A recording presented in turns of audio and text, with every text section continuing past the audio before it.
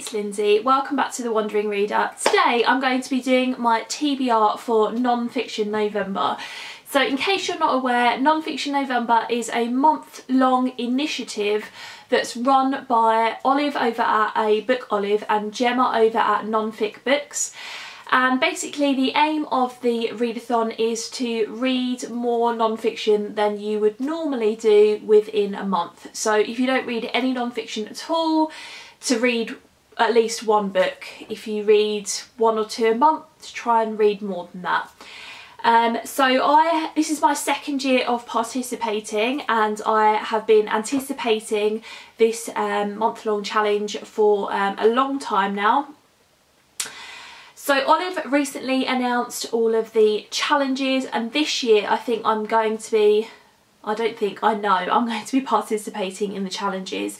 So there are 4 challenges or prompts for the readathon. I'm going to be going through them with you now and telling you what I'm going to be reading for the readathon. As always, I will link Olive's announcement video down below so you can go and check out more information from her. So the first prompt is Pastime or Pastime, and I'm going to be reading Home by Julie Myerson. This is a book that I have had on my shelf for quite a number of years. In fact, I think it was my second year of university, I did a family and local history course as part of my degree because I could take history electives as part of my, I had 4 electives every year. So I decided to do this family and local history one, and in one of the lectures or seminars that we had, Julie Myerson came and spoke about this particular book that she just published. And basically this is a history of one particular house. So she moved into this house, I think it's somewhere in London, although I can't be sure. Yeah, it's a Victorian terraced house in Clapham in London.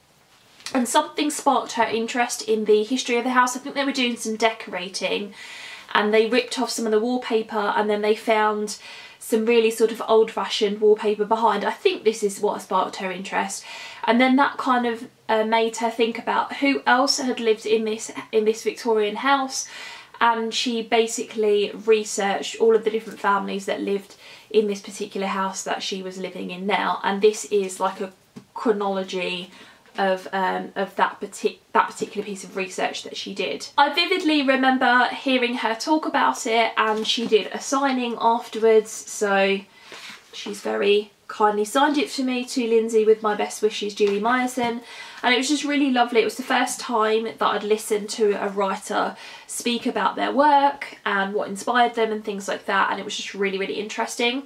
So I'm using this obviously for the Pastime prompt, and I just figured it was high time that I got around to reading it. It is a bit of a chunky one, it's about 450 pages, but it's a month-long readathon, so I figured I could definitely get that done during the month. The next prompt is Self or Shelf, and I'm going to be reading for that Reasons to Stay Alive, and this is by Matt Haig. This is for the Self prompt. This is basically his memoir about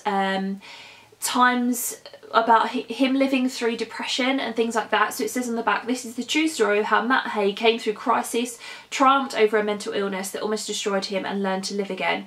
Moving, funny and joyous, Reasons to Stay Alive is more than a memoir, it is a book about making the most of your time on earth. So I just figured it would be really interesting to learn about that particular illness and just a bit more about how people's brains work, and yeah, just like it says on the back, making the most of your time on earth. I try to do that as much as possible now, but if there's any way that I can do that more, then yeah, I'm hoping that this book will give me some more inspiration. The third prompt is Wander or Wonder. It's a bit of a tongue twister to get your mouth around, but there we go. And I'm going to be reading for this 4 Seasons in Rome, and this is by Anthony Doerr. Anthony Doerr wrote the famous historical fiction book, which I can't remember what it is off the top of my head. Can I spot it? No, but I'm sure you know the one that I'm talking about. All the light we cannot see, I think. but I spotted this one in a bookshop about a month and a half ago now, I think, over the summer, and I'm just absolutely obsessed with the city of Rome. And this is about Anthony Doerr's time living in Rome. I believe he lived in Rome for a year with his family, and it's just about living in that particular city and what it was like and things like that. So that sounds really interesting, and obviously it goes with the wander prompt. So I'm hoping it's going to teach me a bit more about the city, and it will probably make me want to go there again if I need any more impetus. And then finally, prompt number 4 is micro or macro, and for this one I'm going to be reading The Secret Life of Cows by Rosamund Young. I figured it would work maybe on both kind of fronts. You've got the micro kind of one animal, one species, that sort of thing, and then you've got the whole macro, what they do for the world, I suppose. I don't know, I'm sort of made a bit of a hash of explaining that, but maybe you can sort of see where I'm coming from. But yeah, The Secret Life of Cows by Rosamund Young, and this is just a book all about cows, clearly. So it's quite short, bit shorter than the other ones, although actually the other three that I've chosen apart from home are all short, so that's good. 137 pages, so I can definitely do that during the month. And then I figured, why not add a couple more books to my TBR? So I just picked a couple of books off of my shelf that I was sort of more desperate to get to than others. The first of those is I Am by Maggie O'Farrell. This is 17 Brushes with Death. This is Maggie O'Farrell's memoir, talking about different moments in her life when she almost died.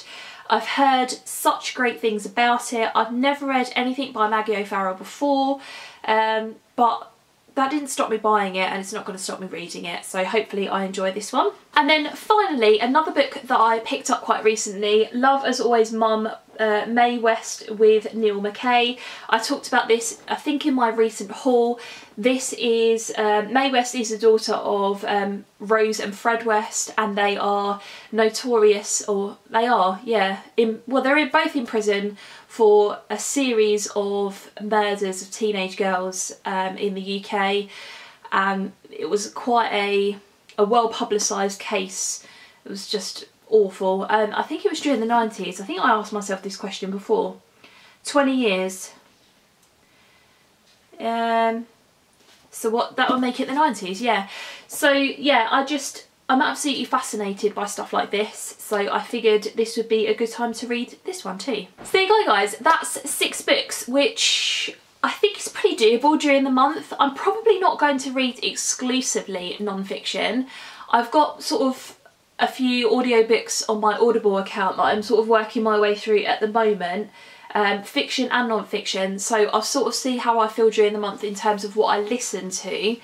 But I will probably balance that out during the month with some fiction books as well. I do really enjoy reading non-fiction now. Since I started my channel, I've grown to love it more and more, and I especially love listening to non-fiction. Just, yeah, I find it just really interesting and really informative, and I seem to be able to absorb it better when I'm listening to it as well. So, yeah, but I will balance it out with some fiction during the month too, I'm sure. So 6 books for me during a month, that's more than doable. Maybe like a few fiction books thrown in along the way, but yeah, we'll see how we get on. As always guys, I'd love to have a chat with you in the comments below. Are you joining in on Non-Fiction November? What sort of things are you going to be picking up? Thanks very much for watching. I'll see you in my next video. Bye.